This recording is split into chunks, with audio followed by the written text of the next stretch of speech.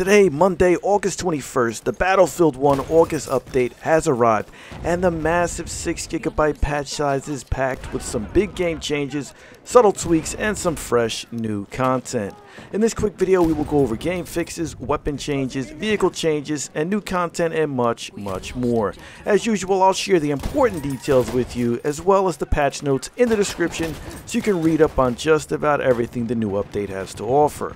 All I ask is if you enjoy this video, please hit the like button because it shows me you enjoy the content, and we are on the road to 2,000, that's 2K subscribers. So if you are new here, be sure to click the subscribe button so you don't miss any of my live streams and awesome videos that I upload for you guys every week.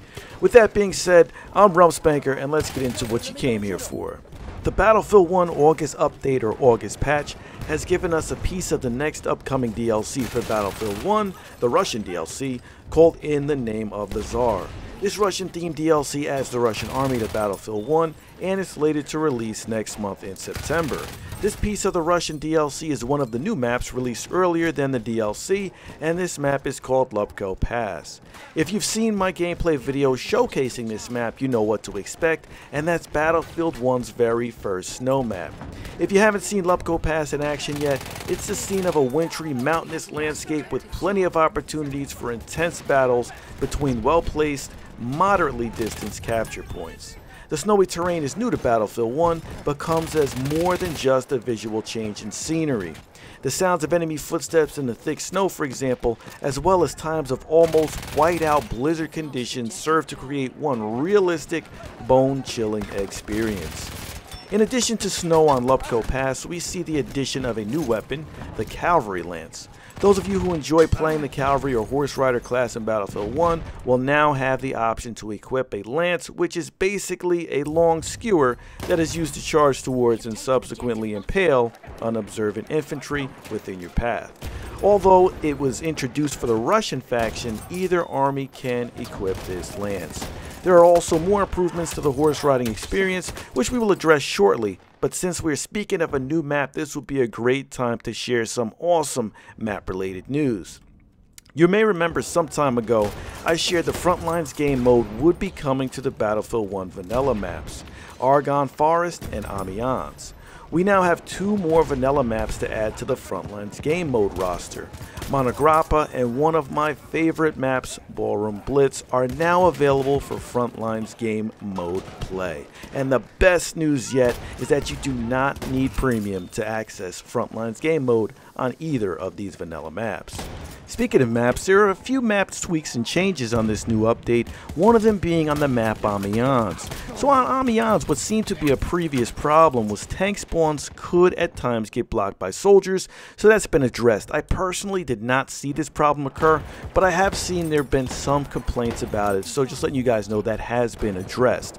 In the War Pigeons game mode, an issue existed where the released pigeon prompt would not go away. I did experience this, and although it was not game-changing per se, it did become the source of some confusion.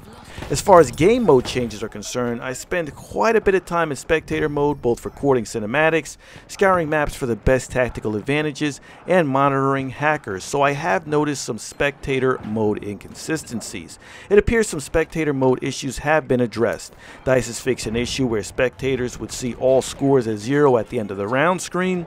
They also fixed an issue where certain 2D overlays from vehicles would show in tabletop or free roam camera.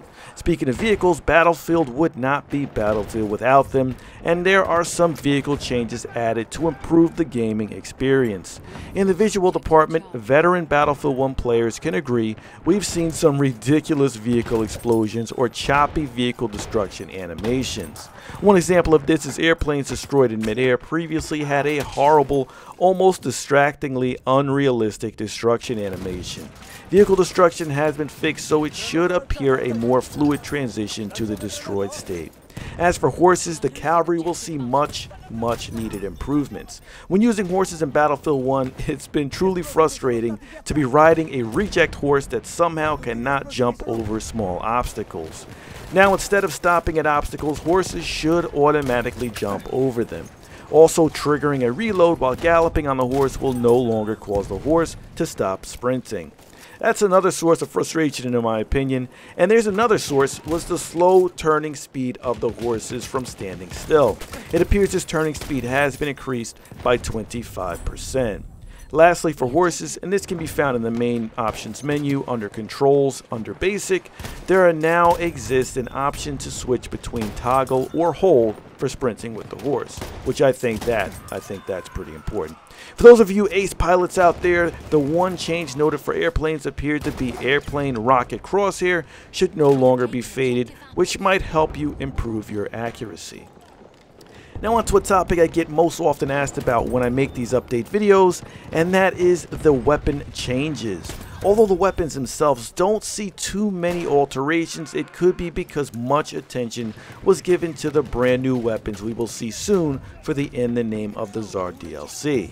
I have uploaded gameplay and my thoughts on most of these weapons, so I won't do that here. Here are a few weapons related alterations we have now in this update. They fixed an issue where the receiver of a bayonet charge would not get an audio cue before being hit. Stationary machine guns will no longer deal damage to nearby players when destroyed. They've synchronized weapon firing muzzle flash correctly to bullet firing and damage screen to improve the correctness of replicated bullet logic. The new In the Name of the Tsar weapons have not been released yet in this update. I just want to clear that up because a lot of people were asking previously with the new Lupkow Pass map, would we be getting the weapons as well? And that is a negative. That's no, but they will release with the In the Name of the Tsar once unlocked via certain weapon assignments, and that is when it drops, when it releases in September. There are many more changes, fixes, and improvements to experience in this update that I did not address in this video. These include network changes, server improvements, new options for the options menu, and more. If you would like to see even more detail about what to expect in this update, I will post a link to the patch notes for you, or you can just read them right there in the description. As always, let's get the conversation started. Let me know below what you think of these changes and what changes or improvements you hope to see in next month's update. Until next time, good luck on the battlefield. I'll catch you on the next one. It's your boy Rumpspanker, and I'm out of here.